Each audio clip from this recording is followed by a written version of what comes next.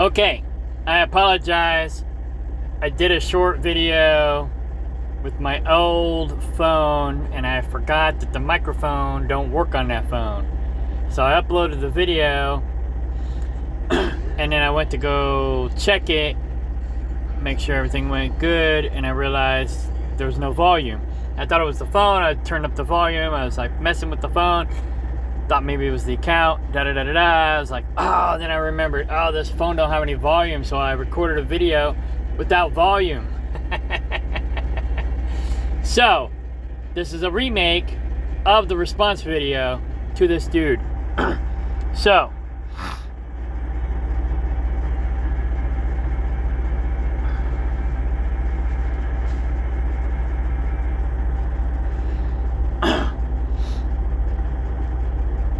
basically, in a nutshell, I left a really long message and for some reason it got deleted or it didn't post something. So I'm gonna make you a video. I'll try to keep a long story short, but I'm not really good at that. I'm pretty long-winded. I don't remember exactly what I said in the really long text, but basically what I'm doing right now is I'm mostly investing in high-yielding dividend stocks. I have a little bit of everything, but most of my money goes into the high-yielding stocks because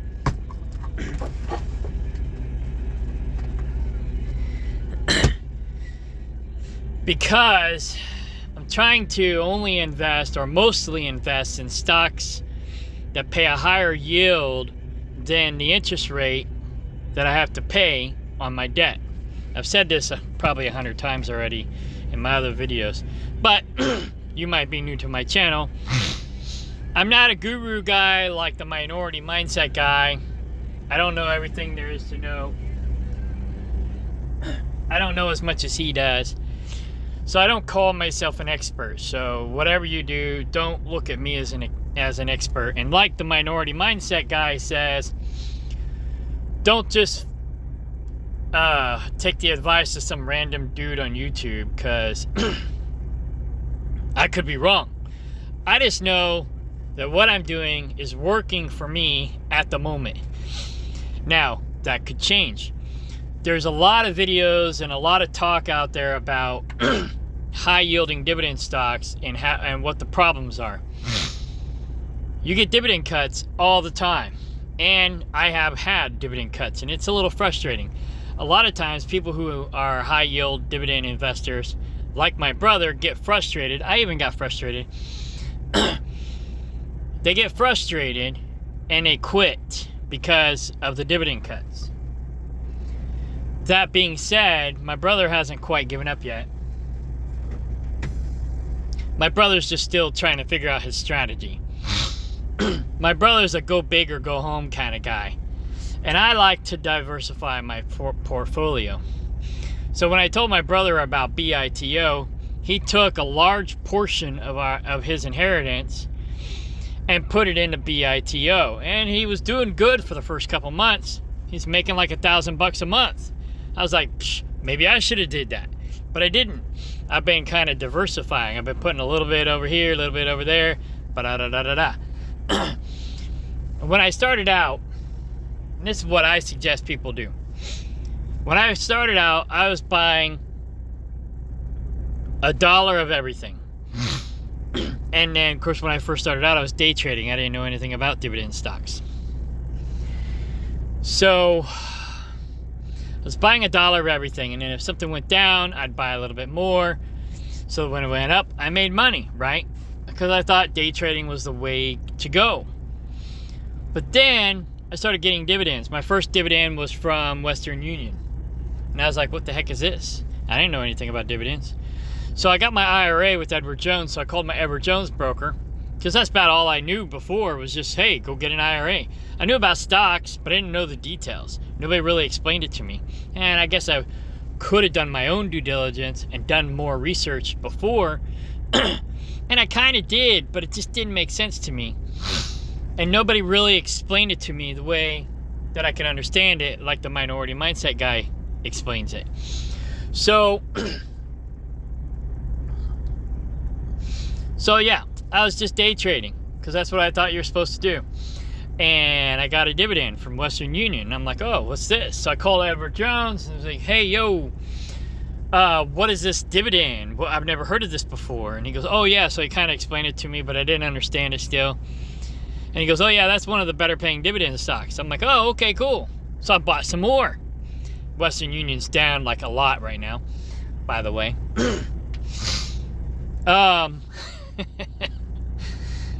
So I still was day trading, didn't know what the heck I was doing. And then I bought PBR. And I was doing all this in Cash App because that's what I knew at the time. I barely even knew that Cash App did stocks. The only reason why I got into it is because I started doing Bitcoin. Because my brother was like, oh, I just lost $700 in Bitcoin. I'm like, hey, now it's time to buy. So that's when I started. When Bitcoin went up, and then went back down. It was up to like, I think, $60,000 a coin, and it went down to like 15. On that down spiral is when I started buying. And I bought all the way down to 15. And then when it went back up, I needed the money. So I sold it before it went to 100. I should have waited till it got to 100, but I didn't think it was going to go to 100. So I sold it at a profit, but I can't remember, how much money I actually made on it. I pretty much mostly broke even after the fees, but somewhere, I think it was like about $35,000 a coin is when I sold it. So, and I think I was about $30,000 a coin in. So, overall, on average. But Cash App didn't give me those kinds of details on where I was, where I stood. I had to figure it out myself. But anyway, back to PBR. So I had a PBR stock, and it paid like 10%, I think, at the time. Or something like that. I can't remember. It's been so long ago. And I was like, whoa, this is a really good paying dividend stock or whatever. So, but I didn't really know what it was still. I kind of didn't understand it yet. So I called my Edward Jones broker again and explained, told him what I discovered. And he explained it to me. He goes, oh, wow, that's the best dividend stock I've ever seen. And he's like, this is crazy. And I was like, whoa. And they only paid like, I think, 10, 16%, something like that. And I don't know why that would be like the best thing he's ever seen before, because I found better. So, I don't know. I guess the guy's kind of been under a rock or something. I don't know. The guy knows what he's doing, but I guess he never really looked outside the box. He stayed within the Edward Jones box. I guess. I don't know. So anyways, so PBR got me on the lookout. So I was with Cash App. I had PBR stock. I was like, yeah. So I put a bunch of money into PBR. Made a lot of money off PBR. In fact, PBR helped me pay for the down payment on my pickup truck that I have now. And I had to finance it, but PBR helped me come up with a large majority of my down payment.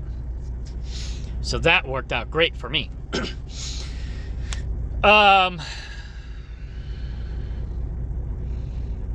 Yeah.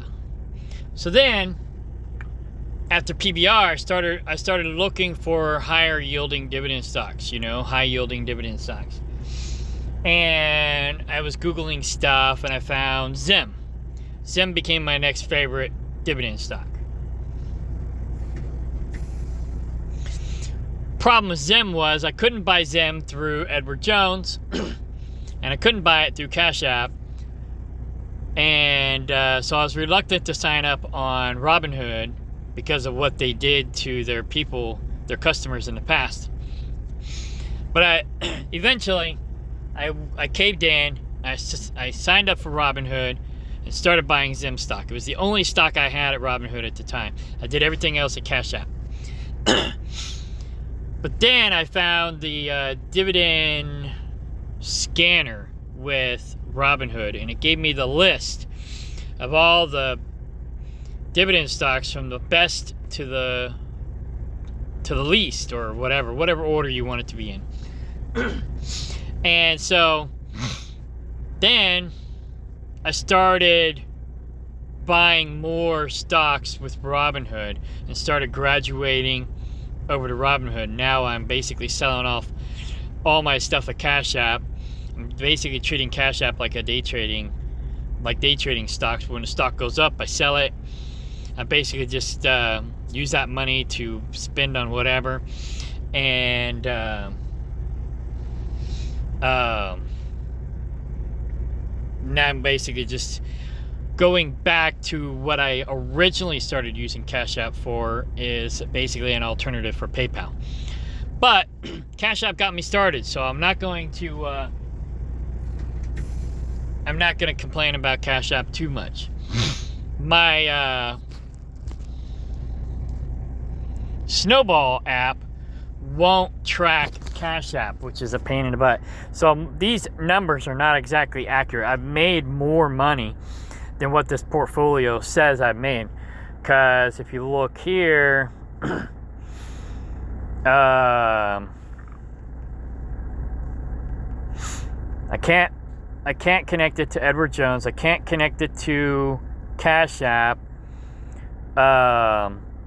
Kraken, it's connected to Kraken, but it doesn't know how to compute crypto.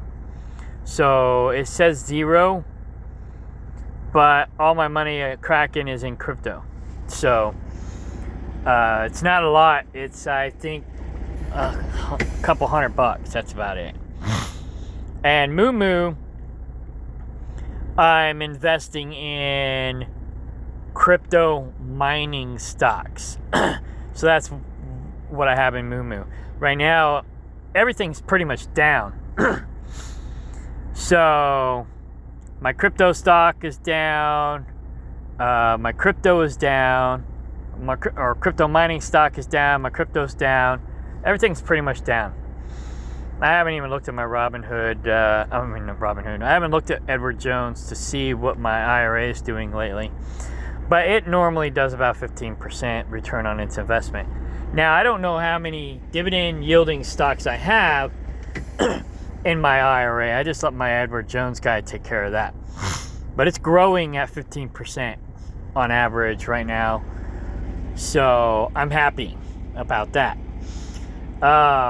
When I retire, when I can start pulling money out, then what I'm going to do is I'm going to have, because the dividend stocks that are in there are dripping back in.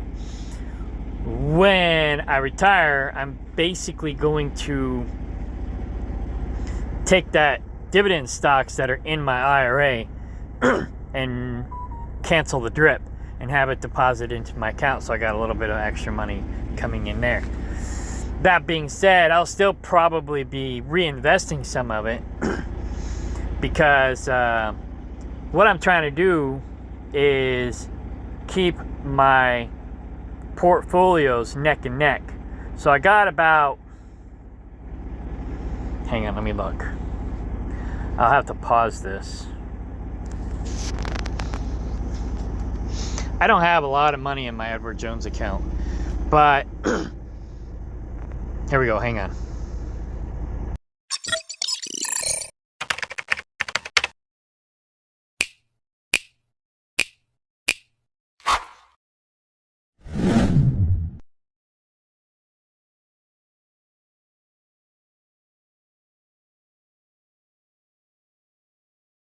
Okay, sorry, I hit the wrong button, so I have to start the video over.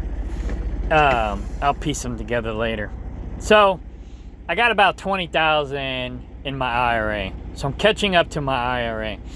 Once I get this to 20,000, then I'm going to be growing this with my IRA at the same rate.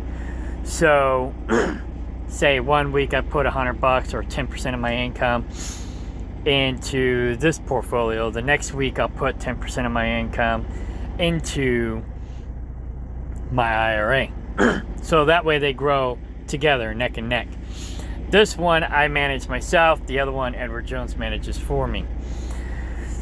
And like I said, the one Edward Jones is managing is making me 15%. The one I'm managing is making almost 30. So, but mine has high yielding dividend stocks, where the other one, that's just the growth. They're just growth. They're mostly growth stocks. So that's just the rate in which they're growing is about 15%. The rate this is growing, I don't know. My internal revenue, IRR, is negative 12%. I don't know what that means exactly. It just probably means that I got high risk stock. So the 12% is better than, whatever, 25. So my dividend growth used to be 5%. Now it's only like 0.79%, but that'll change. It's always changing. Right now, my annual dividends is $4,643. Tomorrow that might go down or it might go up. It's always changing. So like my capital gains earlier, my capital gains said I was in a negative over $1,000, like $1,500. Now it says I'm in a negative just $1,000. So my capital gains has gone up, technically. It's no longer in the negative as much. My total profit's gone up. My profits and losses is good. My dividends are good. Everything's good on average. So even though my IRR is down 12%, my stock growth is up 12%. So my Edward Jones is up about 15%. This one is up about 12.5%. So I'm not quite keeping up with my Edward Jones account as far as profit on my stocks, but I'm surpassing it on my dividends, and that's what I'm focusing on. I'm not focusing on growth stocks with this portfolio. I'm focused on dividend stocks, because here I'm only paying 20% on my dividends. With my IRA, because it's a Roth IRA, I'm not paying any tax. So I can invest in growth stocks in my IRA because I don't have to pay the income tax that I would have to pay otherwise. So here, if I day trade on my own, I got to pay income tax, but in my IRA, no taxes. So that's what I always tell people. Grow a Roth IRA while you're growing your dividend stocks neck to neck. And in that way, you're paying 20% here and you're paying 0% there. And you can cash out all your stocks over there, pay no tax, roll it over into dividend stocks, and then boom, start just living a good life, whatever. Depends on how much money you have in your IRA. But I have land, I have some other passive income, I have a rental property, I have livestock, which livestock's not really passive because it's work. But I have low maintenance animals, so it's somewhat passive. I mean, I'm a truck driver. I'm out here on the road earning money while my animals are just doing their thing on the land, reproducing. And then I can turn around, sell them, butcher them, eat them, sell the meat, whatever I want. All I got to do is go home every couple weeks, check on them, make sure they got no parasites, make sure everything's okay, I just check up on them every couple weeks. Make sure they got food. I got an automatic feeder, so they get fed 6 times a day. And I don't really feed them like a bunch like some people do, because I don't like my animals to be grain fed too much. They're mostly grass fed. I give them the grain as a supplement, but then I also do herbology, natural medicine. And so I put a bunch of different herbs in their feed to help keep parasites and other problems down. So that feed is actually their medicine, so to speak. It's how I give them their medicine. So 6 times a day the feeder goes off, boom, they get their supplemental nutrients along with some herbs to keep the problems down. And then they graze and do whatever they want to do while I'm out here on the road doing what I gotta do. Getting my dividends up so I can be home more with the animals and the girlfriend and the rest of the family. So I have that. I have a rental property which we were living at. We just bought another piece of property, and so the other property that we were living at is now becoming my investment property. I only technically have one renter yet right now, but potentially I'll have potentially 3 renters. So where I live is kind of like a resort area, Stockton Lake, because this is going on my farm channel and my stock channel. So where I live is off Stockton Lake in Stockton, Missouri, or Cedar County, Missouri. And so one of my properties is in Stockton. That's where the animals are. Got another property in Eldo that I bought into, but I only own 10% of that. It turned out to be kind of a scam, but I still own part of the land. So eventually I'd like to get the rest of it so that I can raise livestock there. I got a property in Kaplinger Mills, is where we were living. That's like a river resort area. And there's a few campgrounds there. And so I have like a little mini campground. I've got camper hookups where people can come and hook their campers up.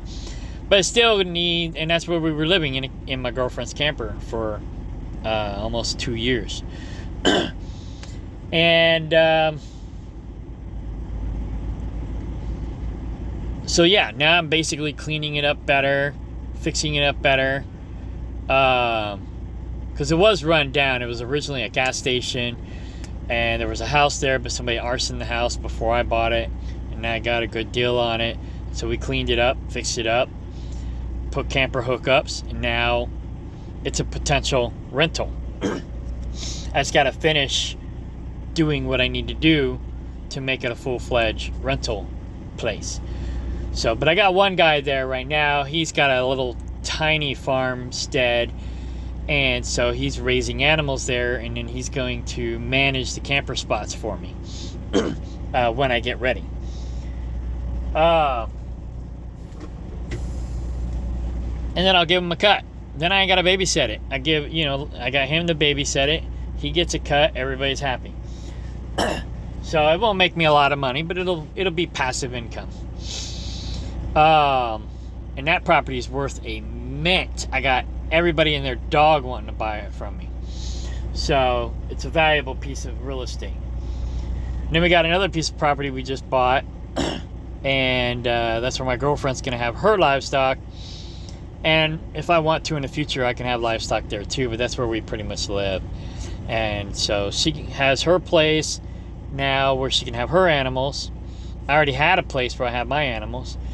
And so it's a win-win. She can do what she wants with her animals on the new property. We live there. And then I have my low maintenance animals on my other property. And so then she's not stepping on my toes, I'm not stepping on her toes. So yeah, it's a win-win. So anyways, so while I'm out here driving truck, trying to make a living, paying down my debt. I'm selling off my IT business because it hasn't been really making me any money. So pretty much everything in my IT business that I'm not carrying over for the farm, that I don't need for the farm, I'm pretty much liquidating and or getting rid of. Just getting rid of it or selling it off. If I think I can make some money on it, I'm going to try to sell it. If I can't, then it's gone. I'm going to give it 10 years. If I don't sell it, it's out. It's gone. It's just going to go away. So that expense is going away. I'm working on getting my debt paid down. It was a lot more. My debt is now about 40 grand. And it might be a little bit more next year, because with this new property, long story short, we were owner financing it from this couple who turned out to be scammers. They scammed us. They were taking our money, but they weren't paying the bills. Everything went into foreclosure. So we got the land out of foreclosure. We pretty much paid cash for it between the money that Laura had and the money that I got for my inheritance. Pretty much bought the land. So the land is paid for. Oh, plus legal fees. So we got the land for what they owed on it, plus legal fees, plus what we paid them that they never paid the bank. But the mobile home went into foreclosure, so now we got to get the mobile home out of foreclosure, and we can get it real cheap. But my girlfriend wants to buy a pickup truck, and she already pretty much spent all of her money. So what we're going to do is we're going to get an equity line of credit from the land to buy the mobile home and to get her a pickup truck. So, and so that everything's fair and even, 50-50. Whatever she takes extra for her pickup truck, I will take extra, and I'll pay off my pickup truck because I only owe like $4 grand left on it, and pay down my credit card. So then I'll be almost debt free there. I'll basically just transfer my debt from the pickup truck and the credit card to the mortgage, and then I'll have a lower interest rate. So then I'll have my 4% interest rate, and I'll have my 7%, give or take, interest rate, and that's it. So I'll lower my debt, or at least lower the interest rate on my debt, make it easier for me to pay it off. In the meantime, over here, I'm mostly investing, because I have stocks that don't pay a high dividend. Let's go over here. But most of my money is in high yielding dividend stocks. So if you look here, I got a lot of stocks.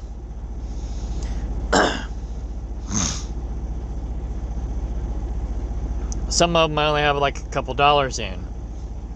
Some of them went bankrupt, like Big Lots went bankrupt. I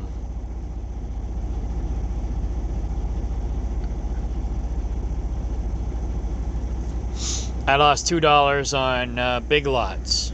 You know, I lost $20 on Great Ajax Corporation. I lost $30 on XPLR. You know,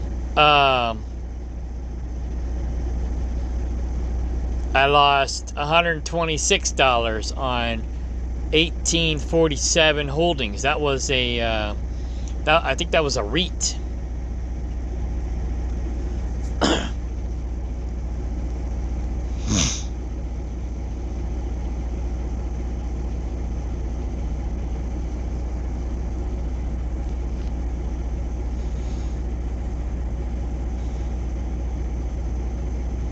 Yeah, I don't think I ever received a dividend from them at all. But that was back when I first started doing this, so I was a little bit more dumb and risky. Now, what I do is I pretty much just try to buy, like, unless I find it risky, I buy $20 worth of stock. And then no matter what the dividend pays, unless, like I said, unless I find it risky, because like when stocks are going under that pay dividends, the dividend yield usually goes up, and they don't update it and make to where you think or where that they're going under. You got to do your own homework on that. So in a way, it's kind of a scam, because it gets people like me looking at them like, oh, dividend investors. So maybe they won't lose as much money on the way out. People like me will throw in $20 or $50 or whatever, thinking maybe the stock will recover, or we'll get some dividends out of it, and it never does. It never pays out. It never does nothing. So if it looks like it's plummeting like this, then I might only throw in $10. I might only throw in $1. And then when it pays out a dividend, then I'll go back and reevaluate it. Because I don't do the automatic drips.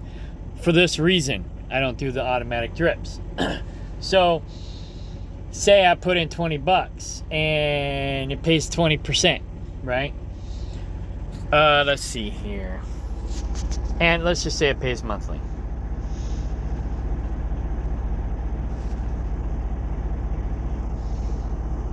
Alright, $20 times 20%. That'll be $4 a year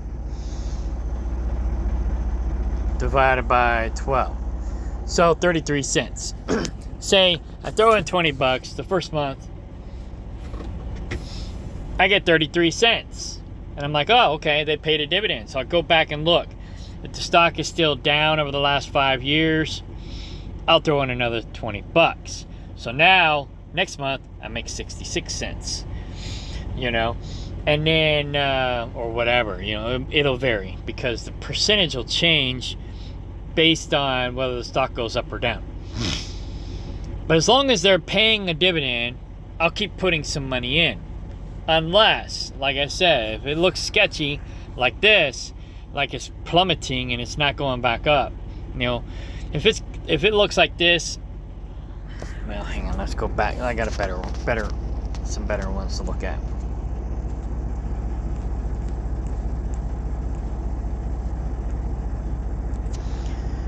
Well, let's look at Zim. Zim is up, right? So for the past 5 years, they've been up. They did really good during COVID, and then they bottomed out, but they pretty much just went back to where they were before COVID. And they've pretty much been staying stable since COVID, right? Okay, so I think, personally, Zim is a stable stock. It did go down in 2024 quite a bit, but it recovered, and it's been staying pretty stable. So with Zim, I'm willing to put in more. I looked at the average of what they pay on their dividends overall, and their average is about 30%. So you stand to do pretty good with Zim. I love Zim. Zim's one of my favorite investments. But anyways, if, say we were over here in, let's see, 2022, when I first started investing, the stock was way up here and then plummeted. So I was a little skeptical. I didn't put in a whole lot of money at first. But, if it's looking like that, then I'll go back and look at what it's been doing over the last year. If it looks like it's been stable for the last year, then I'll go ahead and throw in the $20, like I was saying a minute ago. But if it doesn't look stable within the last year, it looks like it's still plummeting over the last year, then I won't put anything in. I'll just keep collecting my dividend. Maybe I'll get my money back through the dividend that I'm getting, my 33 or 66 cents, whatever the case may be. And then I might still lose a little bit of money, but at least that 10 or 20 bucks that I threw in as a test let me see firsthand what they're doing. Because they could say they're giving a dividend and then they don't, right? So, because there's been stocks like that night, whatever it was, something 84 stock. Oh, I can just do it this way. Hang on.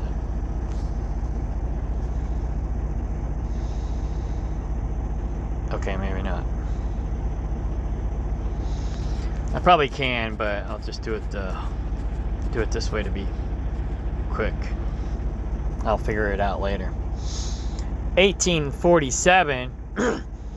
They said they paid the dividend, but they never did. Or at least I think they said they paid a dividend. I can't remember, but I'm pretty sure that was a dividend stock. But they never paid a dividend since 2022. My portfolio says, when did I start buying?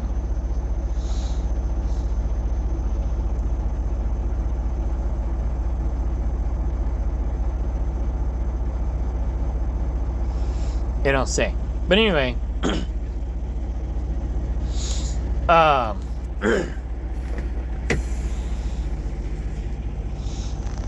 yeah.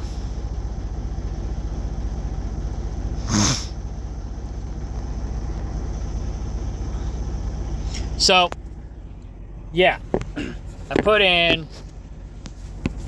put in, this is one of the things that I was probably investing in when I first started doing Robinhood, where it's like, I just started buying a little bit of stock every week when I got paid, instead of waiting till I got my dividend to make sure that they paid their dividends. Because just because they say they pay doesn't mean they're gonna pay. And another thing too is, a lot of times the dividend yield might be 20, 30, 100%, but they didn't update their adjustments. You know, it's like last month they might have paid this amount, but then the stock fell, and so since the stock fell, the percentage is still based on what they paid on the last month or quarter or year. And so they hadn't updated what they're going to pay yet. And so the stock yield can be misleading. So that's why I wait. I'm not, like I said, I'll throw in 10 or 20 bucks at first. Now, I don't do this anymore like I did with 1847. I'll throw in 10 or 20 bucks. I'll wait till it pays me a dividend, and then I'll go reevaluate. Say, hey, what's the stock doing? And if it looks like it's still doing good, or if it looks like it's doing good, I'll put in some more money. If it looks like it's doing bad, then I won't. You know? There was one stock where it looked like it was going under, and I didn't want to go down with the ship like I did with Bed Bath & Beyond, so I cashed out most of the stock, thinking it wouldn't recover, and then it recovered. So, you never know. You're going to have hits and misses with this stuff all the time. You know. So, I just wait until I get a dividend, then I reinvest. And that's how I do my formula. Now, I may not be the smartest person in the world. In fact, I'm pretty sure I'm not. But, okay, so going back to Zim.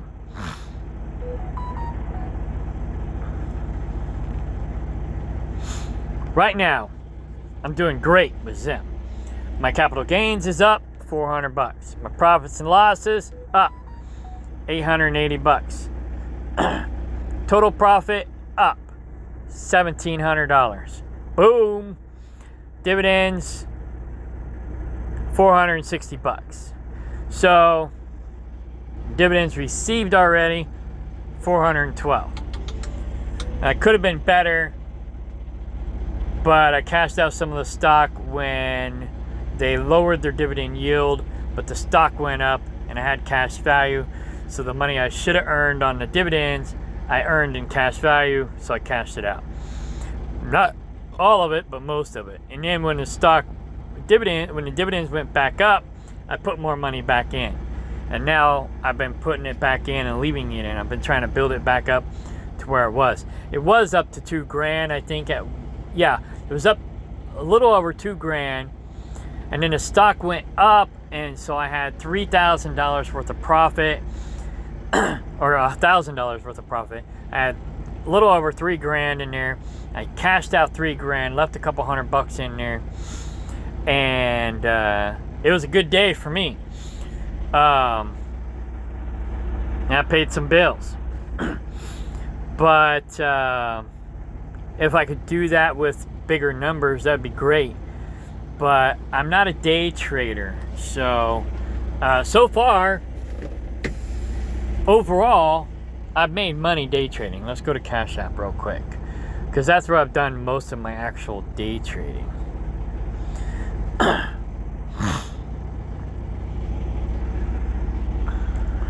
Go away. Okay. Details. Alright, so this is in addition to that other portfolio, because I can't show you this, or Snowball will not connect to Cash App. So, currently invested a little over $3,000. Unrealized gains, negative $950. Value at sale, $10,000. Value at purchase, $9,000. Realized gains, $1,200 or almost $1,300. All-time totals. Overall invested $12,500.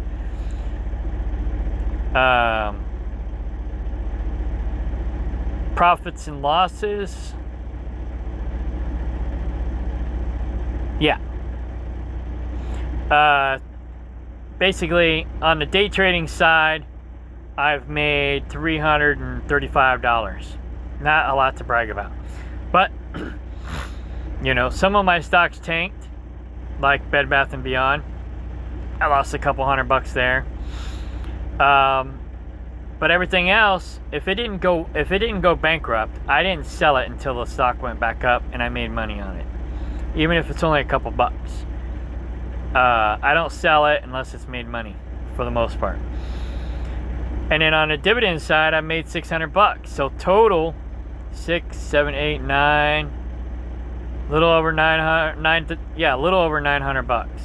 So that is in addition to my Snowball portfolio, because I even called Snowball to see how I could get it to connect with Cash App, and they're like, sorry, we don't do Cash App. So anyways, this is my Cash App portfolio.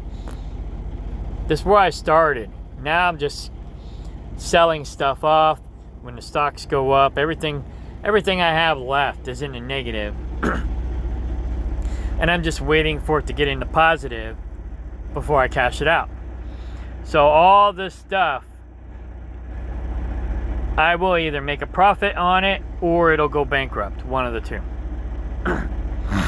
So, anyways, I forgot why I took you to Cash App, but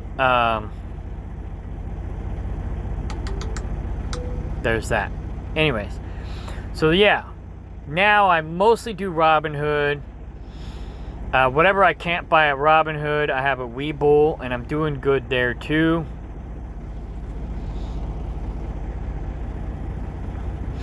I found out about Webull through the Minority Mindset guy.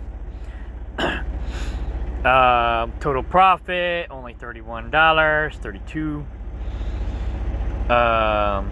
Capital gains is down. Realized profits and losses is up. Yield is 17%. And that's on average, because I've got a little bit of everything there. Dividend growth, 1% almost. Annual dividends, $300, 310. My IRR is actually worse over there than it is probably at Robinhood. So then we have Fidelity. And I only really have one stock at Fidelity. No.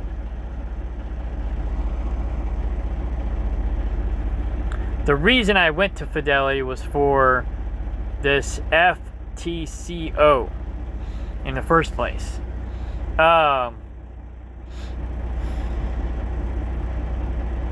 Because I couldn't buy it with Webull and I couldn't buy it with Robinhood. It was said to pay 10%, so I went to go check it out. It does not pay 10%. It pays like 3%. But I figured I'd check it out. I bought a few bucks worth, and I ended up cashing some of it out because it wasn't doing what I wanted it to do. So I rolled it over into Zem, which is doing a lot better. So yeah, and now that, because this one here was actually doing bad, but now that it's doing good again, not quite as good as it was when I first bought the stock, when they were saying, oh, it's paying 10% dividends, which was a bunch of crap. It was paying closer to 1%. But nonetheless, it dropped down to here. I bought a little bit more, then I cashed out over here when it broke even. I cashed out all but like $4 worth. I think here you have to buy by the share. Let me see.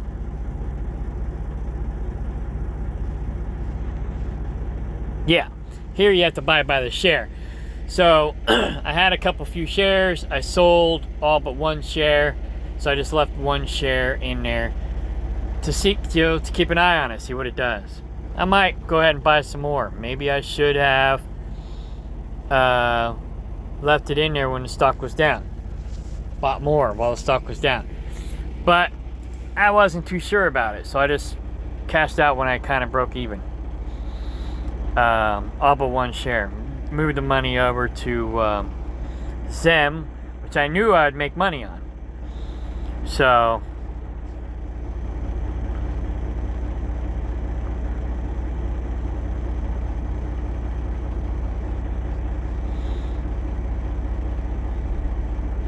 dividend growth, 2.25%.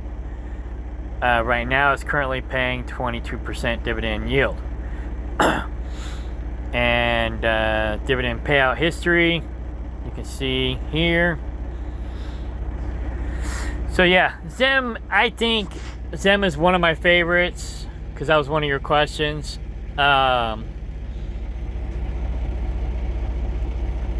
Zem has been pretty stable since I've been buying it.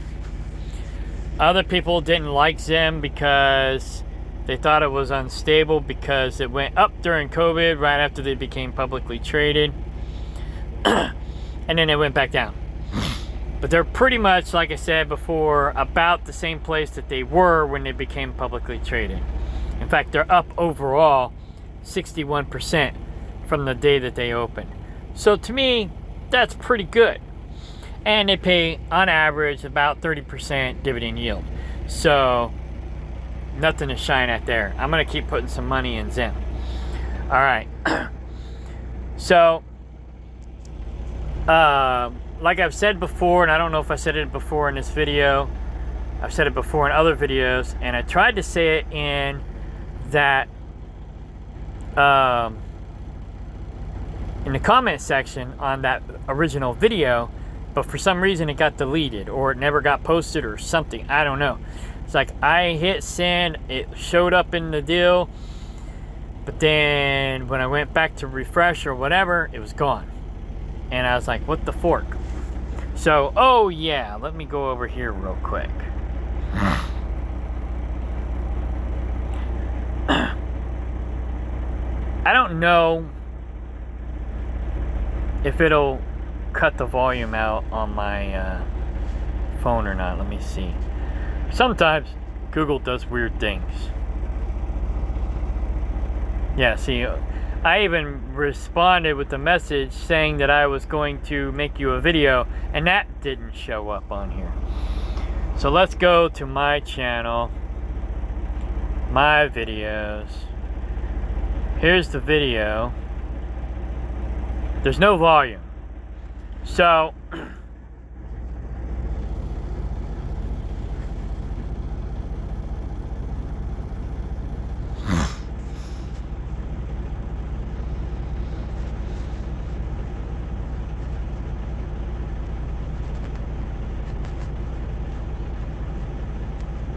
I don't know, I don't remember what I was saying.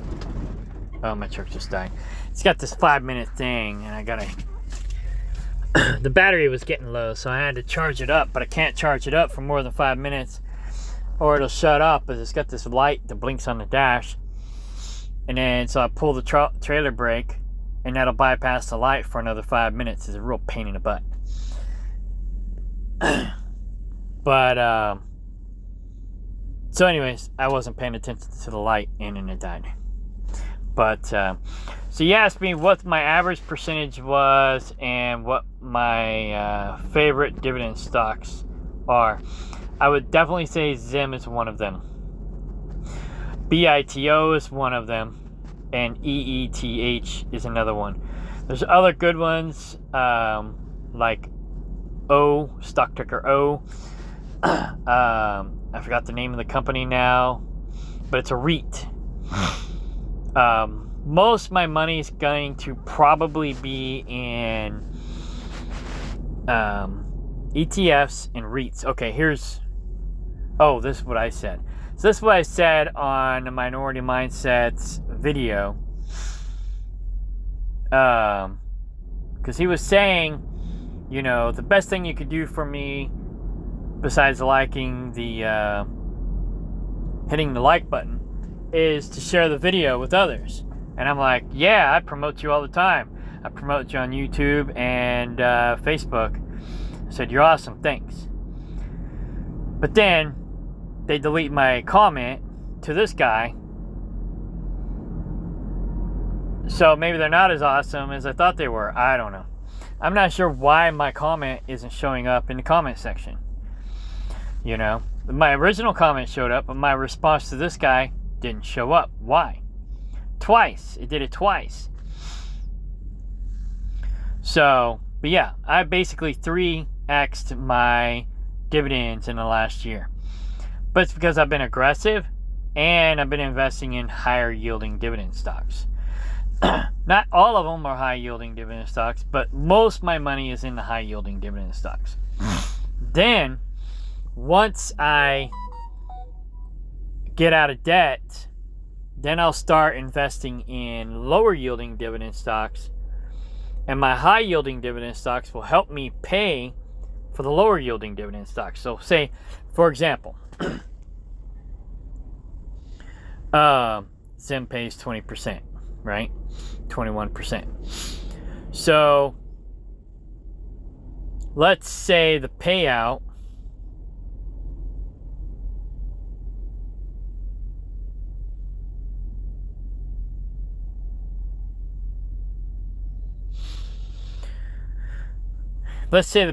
is $100, but Zim is down for the last 5 years, and I'm not going to put in $200. Well, let's just say it's up. Okay, here's where I said, well, crap. I gave a really long and detailed message or comment reply. And now, for some reason, it's gone. Yeah, I spent a lot of time on that comment. It was long. Anyway, so I said, so I'll have to make a video for you, or on my channel for you. So that's what this video is for this guy. My last video I tried to make, this video, my phone, the microphone didn't work on it. That was my old phone.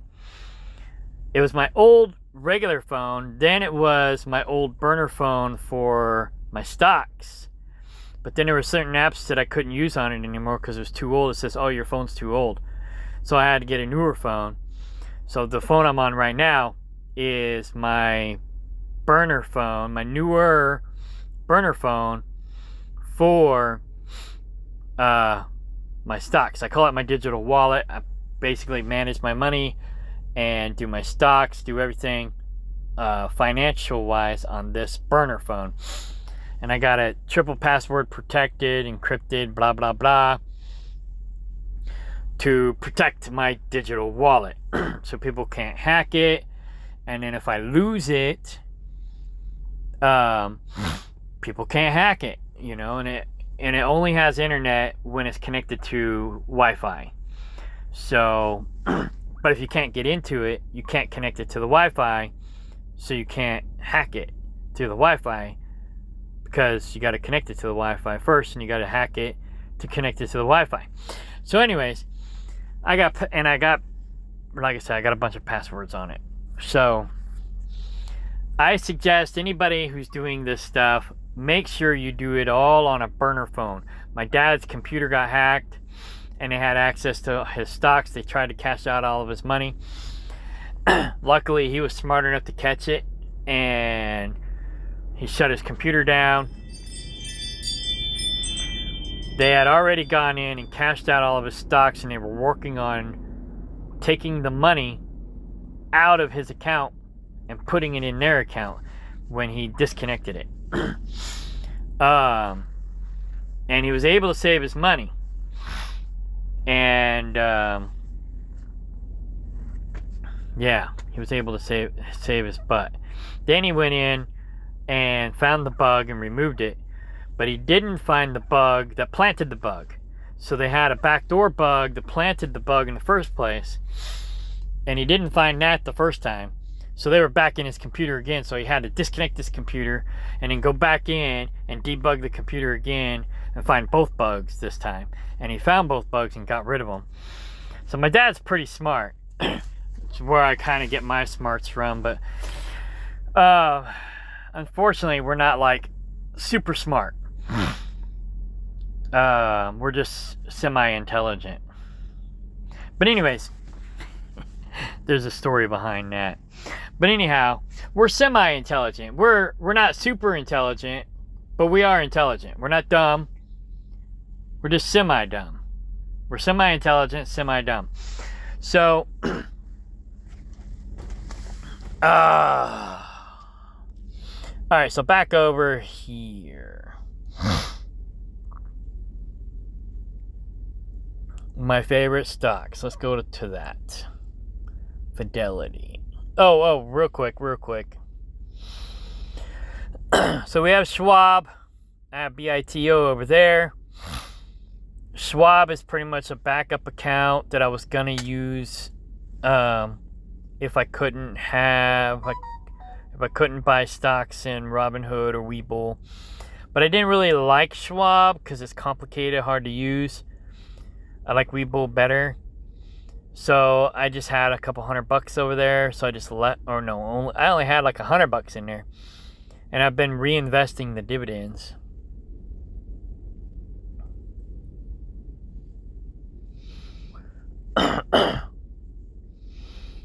Right now the capital gains is down $69. My profits and losses are down. But then my total profit is up $20, 21 almost.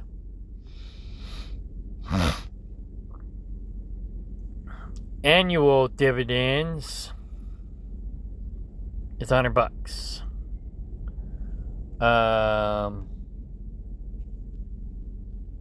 Dividends received was almost $100. So I'm pretty much on par there. Yield on cost 49%. So that's a high dividend yielding stock. So far, I'm still doing pretty good. Coming out ahead. Stock is down right now, but if it goes back up, then I'm okay.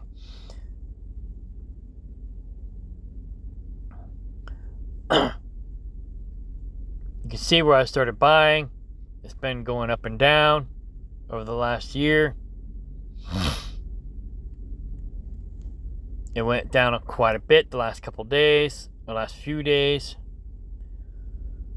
or last 3 months. It's been going down. But as long as Bitcoin does good, BITO will do good and it'll bounce back.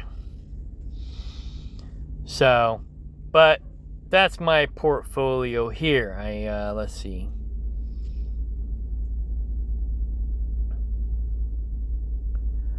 $10 shares. I've got. Okay, here we go. No. Oh, here we go.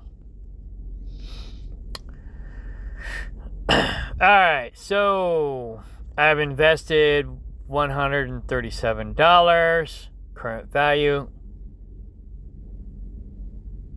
is actually up $142. Dividends received $100. Oh, because I had other stocks there too, but I cashed all them out.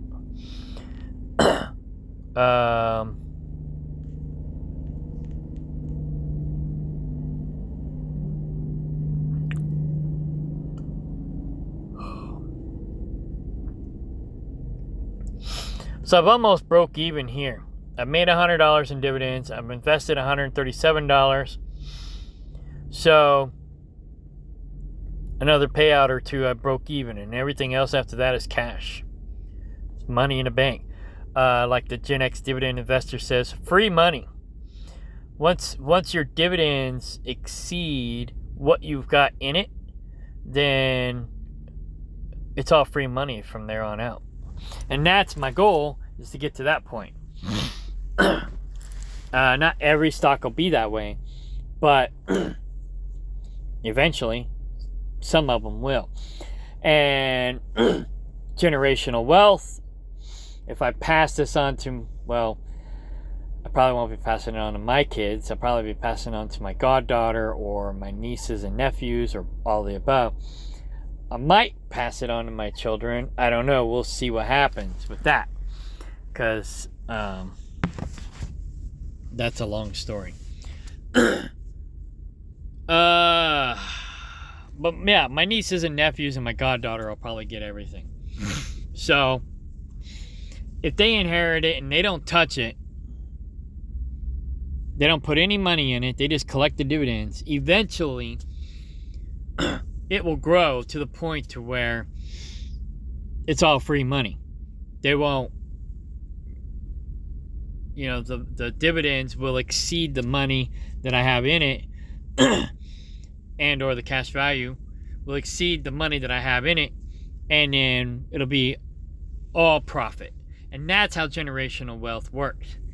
People will their children this stuff, and then their children are smart.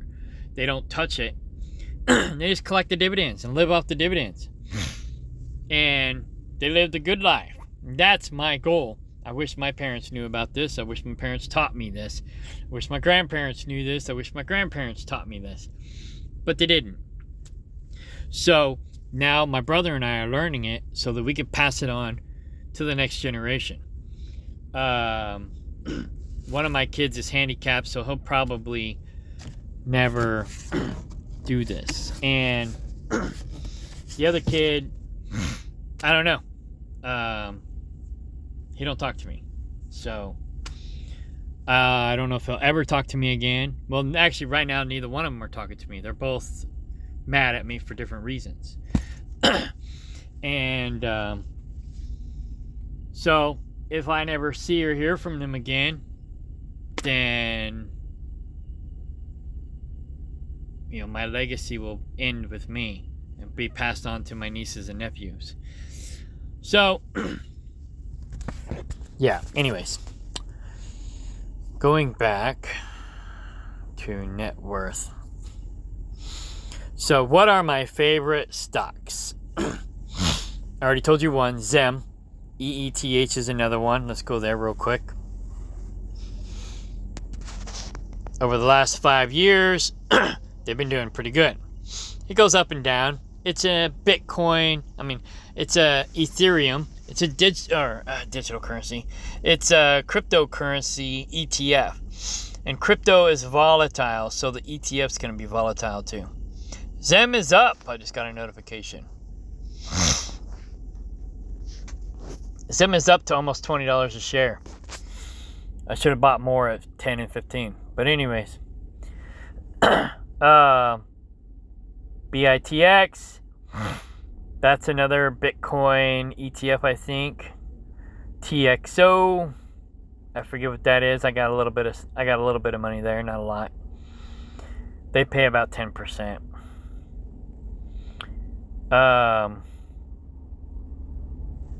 So I do like EETH. I got a lot of money there. Let's see here. The dividend yield. See, they haven't adjusted their dividend yet, so it looks like it's paying 112, 113%, but it's really not.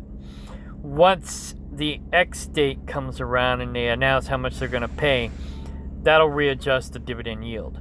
So you really can't go by the dividend yield because of that.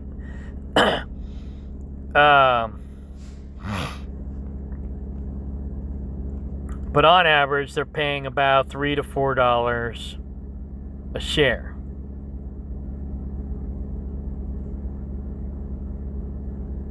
Lately, it used to be less.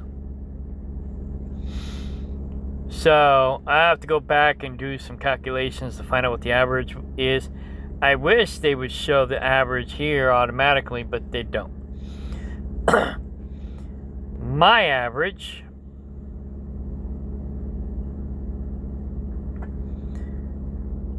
has been 75%. So, not too bad.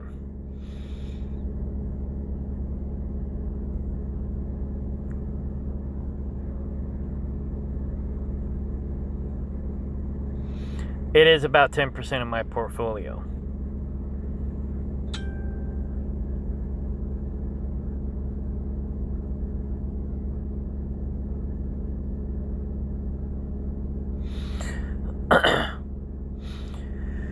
So my stock with EETH is down. My total profits are down. Everything is down. That being said, I'm said to make an extra $1,000 above and beyond what my stock is down over the next year. Dividends received. That doesn't make any sense because I know I've made more money than that.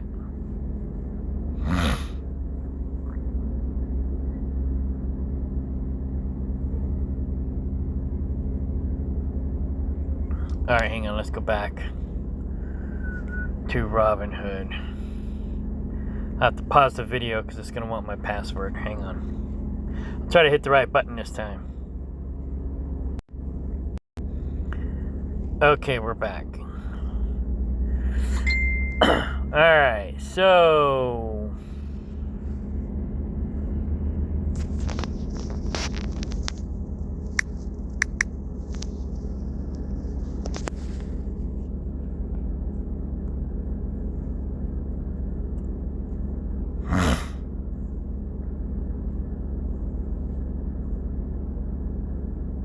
see, it doesn't tell you what their yield is.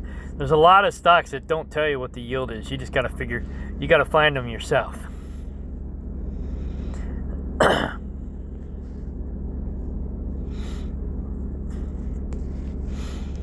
Alright, so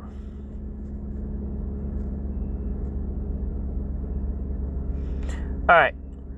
So I made $133 in November. I put in 155, and then I put in another 123. October, I made $83. I put in a bunch more.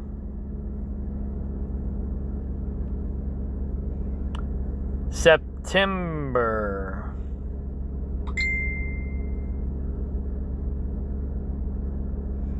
I put a lot of money in it in September. But in September I only made $52. So I put a lot in after I made the 52. And I didn't make a whole lot more, but I made 83. Put some more money in, made 131. What's the next payout gonna be? Don't say. We haven't reached the X date yet.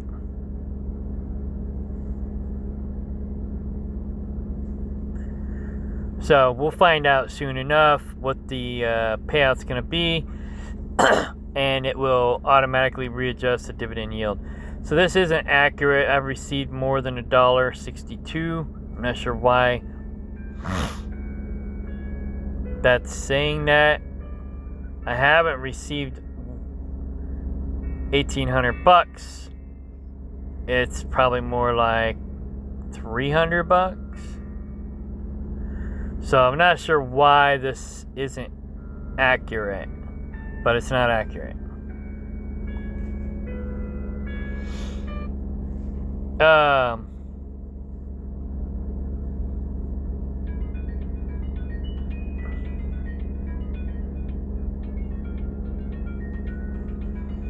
this one's probably got a lower dividend yield. Sun.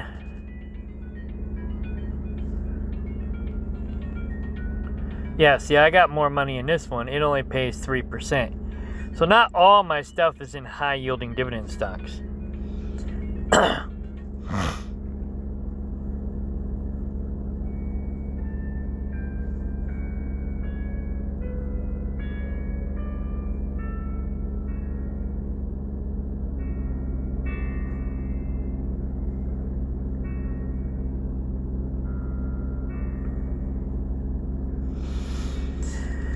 So this one, it's only paying, like I said, 3%.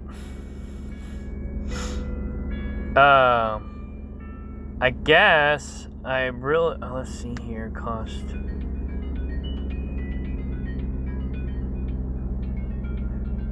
I guess this one I bought stock when it was way down and it skyrocketed.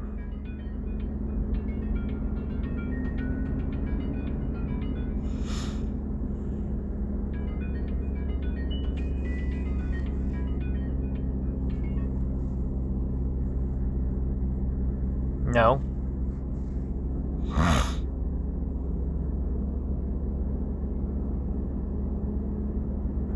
Oh no, I only have $128 in there right now. But why does it say? Oh no, that's $128 a share. I bought it at. Oh yeah, no, it went up. Cost per share $2.51. So I actually made a shit ton of money on the cash value side of this stock. Should have bought more of it.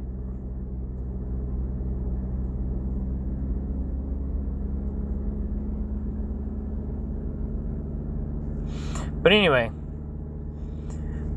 yeah, this stock is up 5,000%. So, yeah, that's one that I wish I would have bought more of. BITO is another favorite. KLIP, I've been putting some money into that. It's kind of an iffy stock though, but it's been going down, but it looks like it's stabilizing. So you can see where I bought it on the way down, and it kind of stopped buying in the last year. Last 6 months. But it looks like it's stabilizing. So I might buy some more. Let's see here. Capital gains down $100. Total profits and losses. Well, it says Realized profit and losses, negative $2.50. Total profit, $226. Dividends, $300. Dividends received, $338. So, yield on cost, 21%. They've been paying on average about 20-25%. So they've been consistent. So KLIP might be another favorite, but it's also a Chinese internet company. And I have beef with China. My brother has beef with Israel, which I kind of do too. So he has an issue with Zim. That's why he won't buy any more Zim stock. He cashed it out. But I don't have a problem with Israelites. I have a problem with Israel, the country. I don't have a problem with the Chinese. I have a problem with China. So, anyway. I know this is the things that I got the most money in. So the rest of this stuff, the money is all down. ORC pays 20% on average.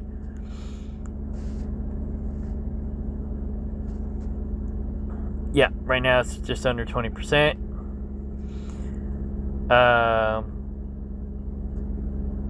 This one, I don't know much about them. I thought maybe they might have promise, but now I'm starting to think maybe they don't. They pay about 25%. But, they could go bankrupt, and so I could lose all my money, right? Right now I'm down $55. But the dividends are $56. So, if it balances out, or stabilizes, I should say, and my dividends stay consistent, then I'll be all right. As long as my dividends pay me more than the money I lose, I'm happy. Or, the money I lose on my stock on the cash value side.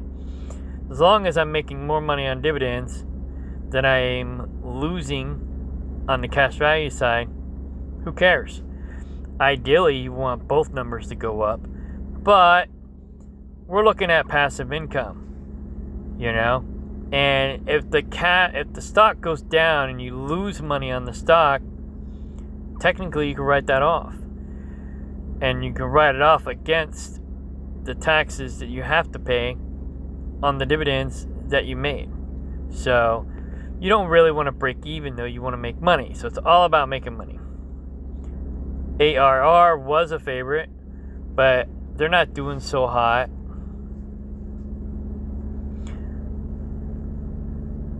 That being said,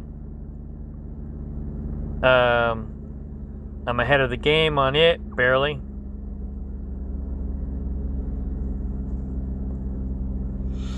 That's a REIT. Oh, PBR. PBR is pretty stable. They pay about 10%, probably on average. They were paying up to like 16, 17, almost 20% at one point. I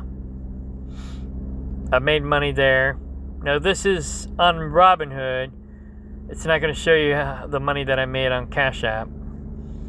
But, yeah. So far, so good.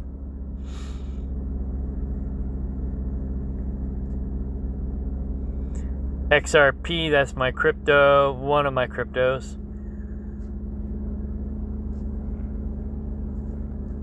So far, I'm losing money on that. Oh, there's PBRA. Making a little bit of money there. Trump coin. Oh shit, it just shot up.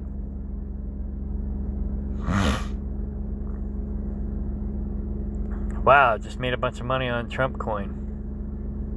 Or is this Trump stock? I can't remember. Anyways. Heineken. Alright, so looking at dividend yield real quick. My girlfriend just called me twice. I'm going to have to call her back soon. This is dividend yield, highest to lowest. And so you can see I've got a lot of money in other things besides high yielding dividend stocks. Of course, these are still somewhat high yielding. People consider 5% a high yielding dividend stock. So, oh, Western Union. Let's see where they are. I know the stock is down horribly. Oh, but this is on my Robinhood side. You can't see Cash App. I'm actually losing money on Western Union on the Cash App side. That being said, if the stock is up, if it's balancing out, because it's been down, it's been it's been tanking since I've been buying it. But if it stabilizes,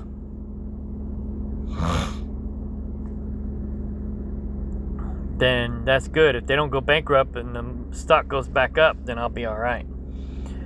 But they're paying about 10% right now, so it's still not too bad.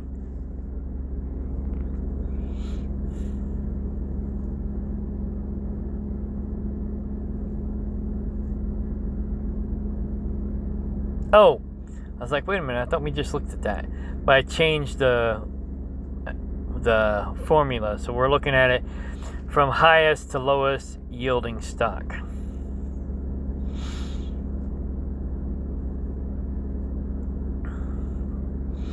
So yeah, these guys, they only pay 4%. I got, almost $40 in there. Schwab only pays 4%. I got $73 in there. Here's Schwab ETF. I got $10 in there. So I've got money in lower in Nestle. I got $100 in there.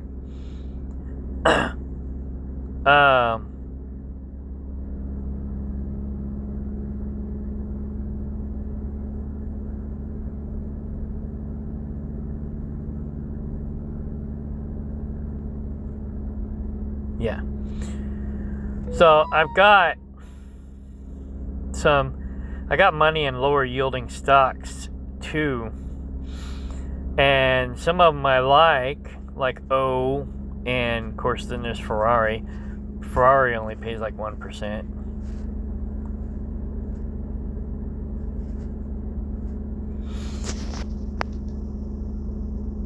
Oh.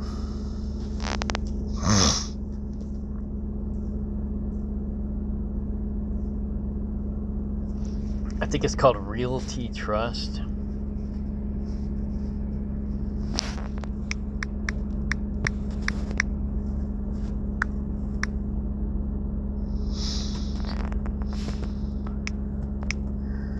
I guess I don't have it in Robinhood. I have it in Cash App.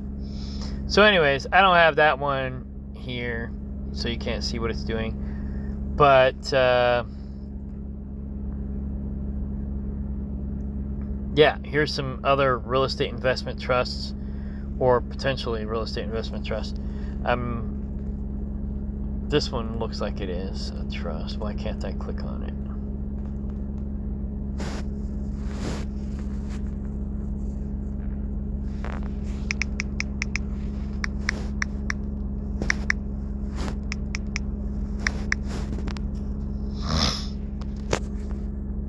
Oh well. Anyways. So yeah, that's what I'm doing. That's how I'm doing it. Right now I'm just mostly investing in stuff that pays a better yield than the interest rate on my debt.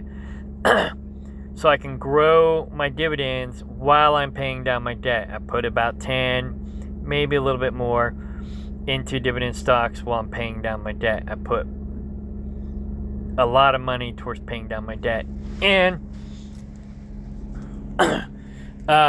so yeah, I try to spend as little money as possible, but I also don't live like a pauper.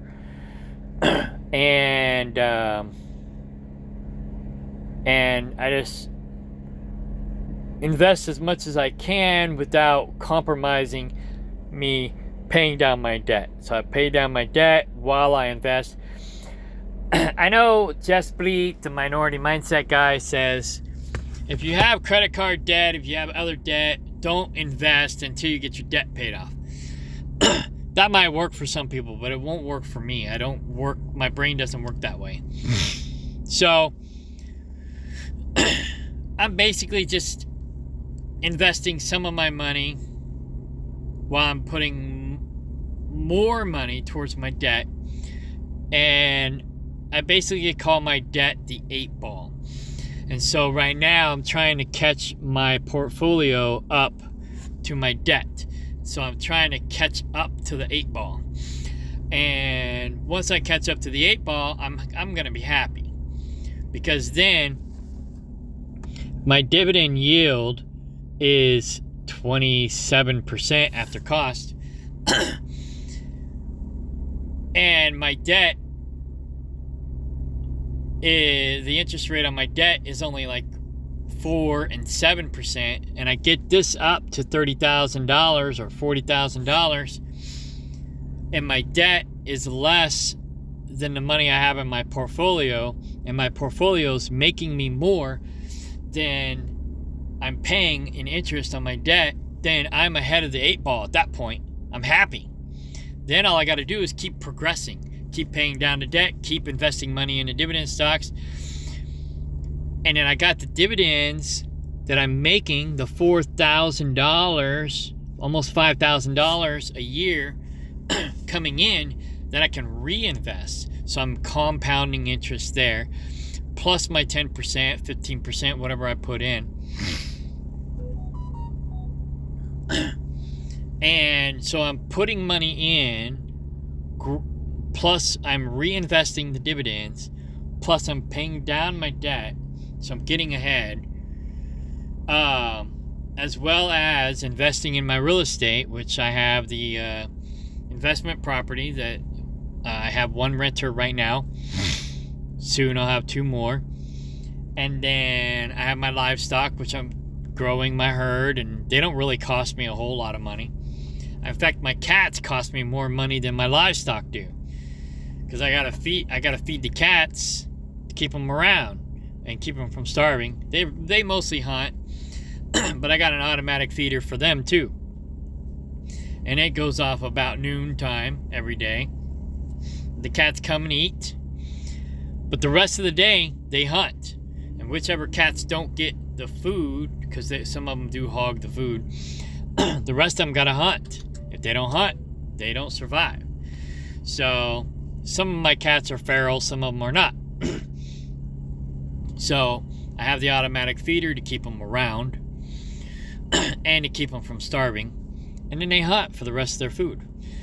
So, but they probably cost me the most out of all the animals. I probably could, or probably should, feed them a little less. But, yeah, they cost me the most. And then, so I got an automatic feeder for them. I got an automatic feeder for my livestock. And soon I'll have an automatic feeder for my guinea fowl that I will use to keep the ticks down. And they have their own yard they'll fly into, and then the feeder will go off and they'll scratch and eat the food. And then after they're done eating, they'll fly out. But actually I'm gonna have 2 automatic feeders. I have one inside the coop. Right now my girlfriend's using my coop, so she's doing things the way she wants to do them.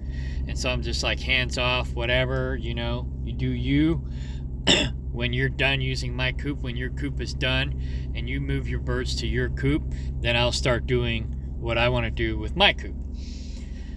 So, it's like she's using it, she's responsible for it. It's her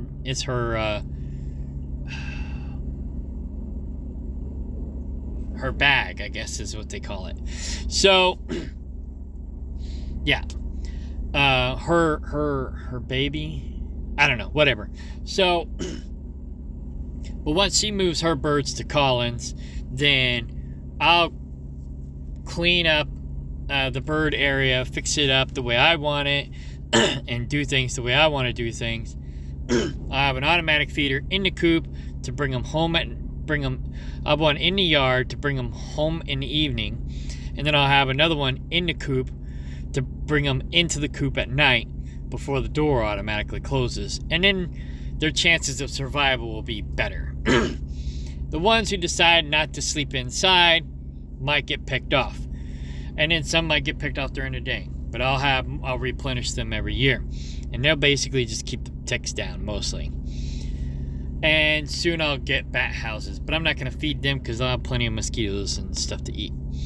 But soon I'll be doing bat houses on the property too. So between the sheep, the goats, the llamas, the cats, and the guinea fowl, and the bats, they'll pretty much keep the weeds and the bugs down. All I got to do is just make sure they're happy and disease free, and they pretty much take care of themselves. So anyway, so yeah, my farm doesn't really cost me too much money. So I've just been investing as much money as I can into paying down my debt and investing into dividend stocks so I can live off my dividend stocks. And then I can start investing more money in the farm, retire, and spend time on the farm most of the time, or do whatever I want. Just do whatever I want. I also do aromatherapy, but I had to put that on the back burner because I don't have time to do that. So when I got more time, that's one of the things I was going to do at Kaplinger. My Kaplinger property was aromatherapy. So I used to do it a long time ago. I do enjoy it. I just haven't had time to do it lately. So when I have time, when I get my dividends supporting me, then I can go do that. So that's what I do. That's how I do it. I know a lot of you who already follow me already know most of what I'm doing. But this new guy who wanted to know what my yield was and what my favorite stocks were, I don't know. Like I said, my favorites, I pretty much already told you with my high yielding stocks. My low yielding stocks, PBR, they're still considered a high yielding stock though. I would say, like I said, ETFs and REITs. That's basically going to be my favorites as far as the lower yielding dividend stocks. But basically anybody who's got a good 5-year history, they're going to be my favorites. You know, as long as they're doing good, they're making money, they're making me money. And another thing, I said this in previous videos, one of the things I like about Zim is their CEOs, from what I understand, this could have changed, but from what I understand, their CEOs make money off the dividends. They don't actually get a regular paycheck. They get dividend payouts like we do, like investors. So what I want to invest in is companies where the CEOs get paid the same way we get paid. And in that way, they're more looking out for our best interest because they're getting paid the same way we get paid. So they're looking out for their own interests. And then they're looking out for our best interest as a side effect of looking out for their own interests. So, and that's the bad thing about being an employee. You could be working for this company and they could be paying you not that great. But if you was an investor and you was reinvesting your money into that company, then the company's looking out for you. So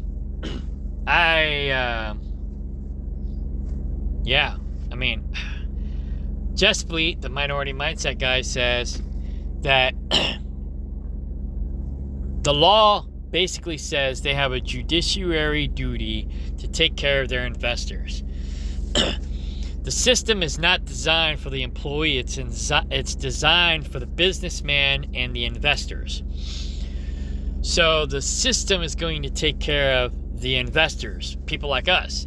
We just have to learn how to do it the way all the other rich people do it. Which reminds me of one last thing before I go.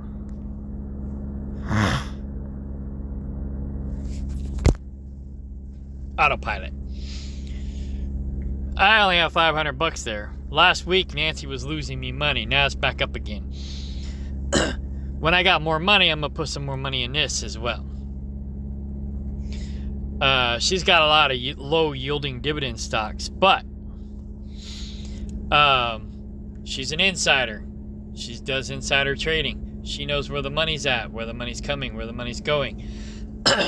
So when the stock is down, she probably sells some of her other stock that's up and then buys the stock that's down, and then it goes back up, you know, but she's got the inside scoop.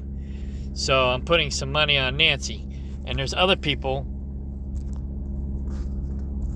that we could put money on as well, like the AI system and blah blah blah. So I really like this autopilot. The only thing I don't like about autopilot is it costs you $100 a year to use it. So you need to make $100 a year in order for it to be worth your while. I only did it to test it out, but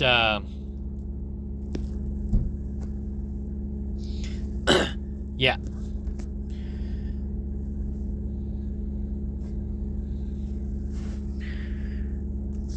Go away. Okay, it's not gonna go away. Anyhow, so there you go. That's that. Let me go back over here real quick. We'll close out with this. Oh yeah, this is my old... Hang on. These are my old dividend trackers. This one here, I don't even think it works anymore.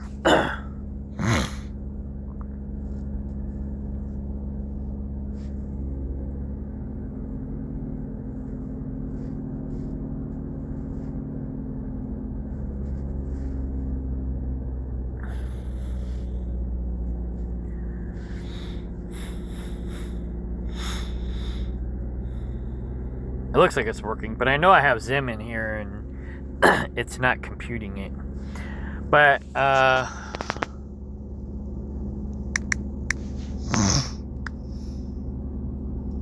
see, I don't think this app works anymore. I think they quit supporting it, and so it just doesn't work. But I was using this one originally. I loved it. But, and then I was using this one for a while too. Now I just use it to track dividends. So like say I have like BETH. Let's see, profile, advertisement. BETH. Before I bought BETH stock, I put it in here. I got a fake profile account. And so I just say I bought one share so I can go in and see what the dividend is. And the dividend yield on BETH is 42%. So, oh, and it pays monthly. So, boom. My brother bought BETH thinking I was saying BETH when I was saying EETH. So my brother accidentally discovered another dividend stock that is kind of invisible out there. They kind of keep it hidden. Because if you go to Robinhood and look them up, it says it doesn't pay a dividend, but it does. So there's a few hidden gems out there where they don't tell you that they pay dividends, and they do. And then there's some out there that say they do pay dividends and they don't. So you gotta be careful, and you gotta do some homework. I don't do as much homework as I should. I don't do as much homework as the Minority Mindset guy and his team does, but I don't have a team. My brother's my team. So,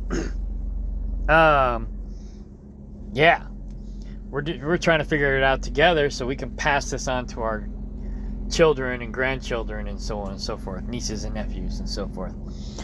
But yeah, so I use this now.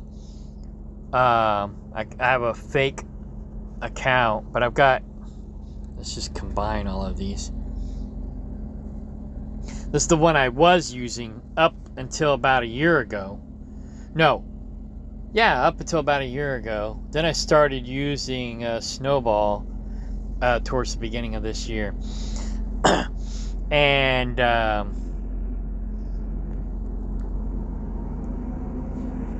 So I had my dividends up to approximately 150, 175 bucks when I quit using this app.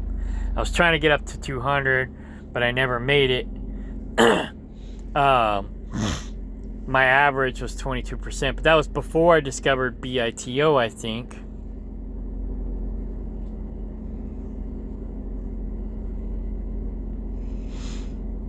Oh no, I had BITO, but I didn't have very much in there.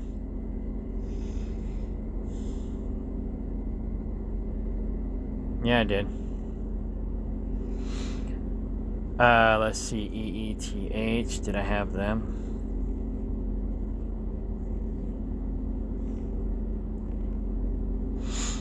I did, but I only had 4 shares at the time. So, yeah, this was my first app that I was using that was kind of like Snowball.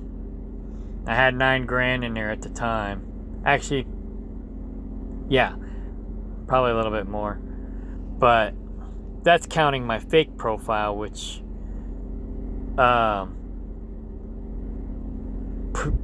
thinks I have 500 bucks in there. But this I just use to check stuff out to see what it's actually paying. I use this app now the way that I used to use this app, because this app's not working anymore. So, yeah. Anyways, and like I said, the fake, this here I just mostly use for stocks that I don't own, that I'm checking out. And then if I want to buy it, then I'll buy it, and then it'll pop up on my Snowball app. It takes a few hours for it to propagate, but you know. So when I buy a stock, it won't show my results right away, but the next day, it'll update. There's the girlfriend again, so I better go. This is the 3rd time she's called me. All right, party on. Bye.